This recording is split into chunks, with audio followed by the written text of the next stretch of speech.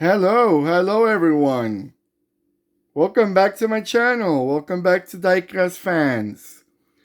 All right, let's see what we got for you right now. We have a nice old French car.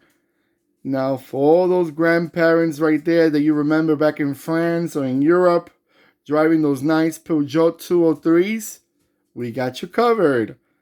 This is a 143 scale Peugeot 203 station wagon, or how they call them in Europe, they call them state. Nice little Peugeot. Well, not so little, because this was more like a mid-sized car for Peugeot back in the days. You know, the 203 was like the bread and butter of that era.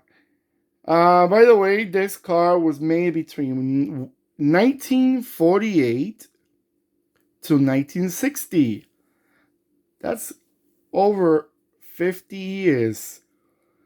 That's quite a long time. This is truly a classic. Truly a classic. This is one of my oldest cars that I have in my collection. I mean, in model years.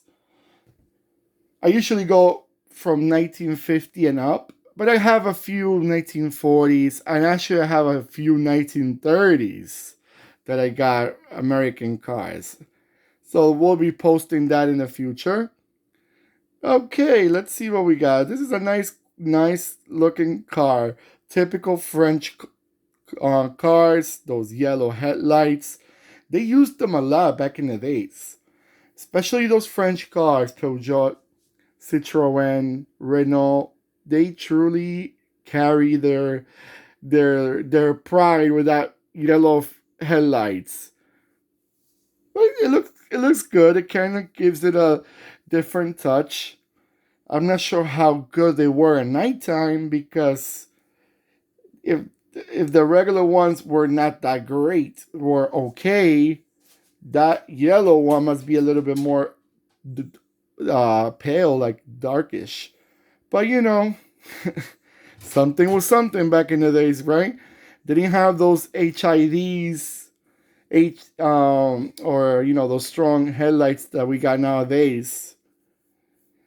Well, times changes, evolution, and all that comes together, right?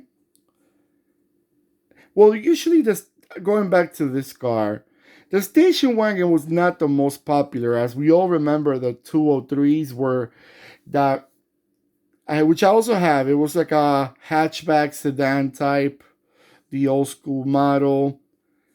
But it was, like I said before, it was a bread and butter for Peugeot for many years.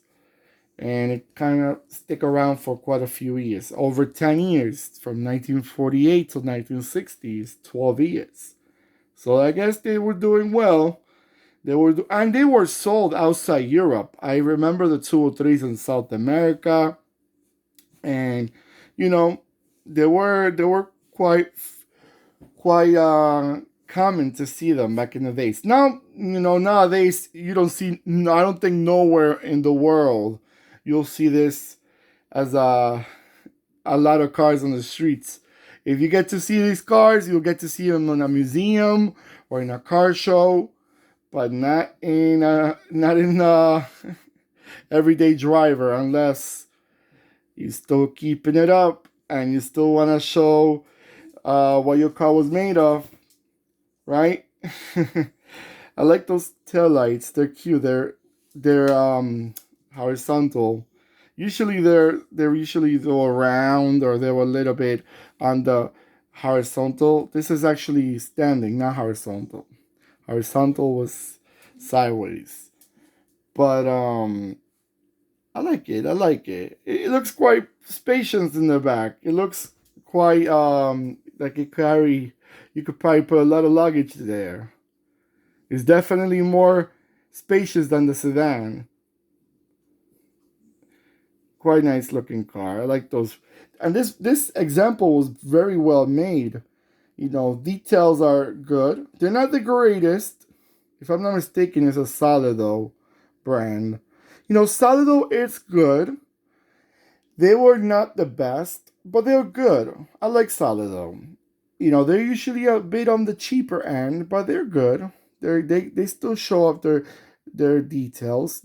It's not like Norev or Mini Champs or Ebro, but it's still you still they make a lot of models. So a lot of those models that you find are Solidos because they did truly want to spend time on a lot of. This is one thing I love about the 143 scales that almost every model that you're thinking out there, they're covered. They got you, especially those European brands. Wow, every Citroen, every Peugeot, every Opel, Volkswagen, you find.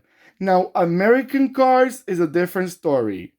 You find a lot of the muscle cars era, but like if you want to look like a 1980s car, it's a little bit hard to find sometimes. I'm surprised that no American brands really took their time to make show older models of the American, the 60s, the 70s, the 80s.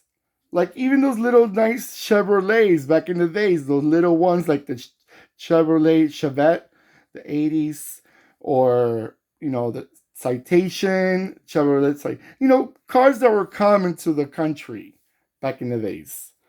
But hopefully they'll come up, they'll they'll hear this video and they'll come and they'll make it. All right, guys, I'm gonna let this car go around a few times so you have a nice look at it.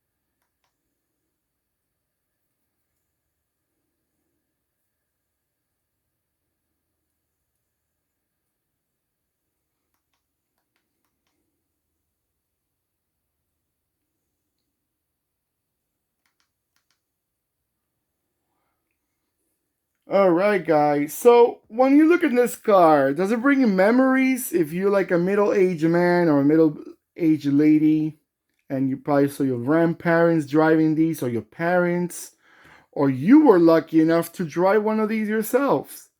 Let me know. I love to hear people's stories and what they remember about these cars. Or you're like me, you're a fanatic and you like diecast.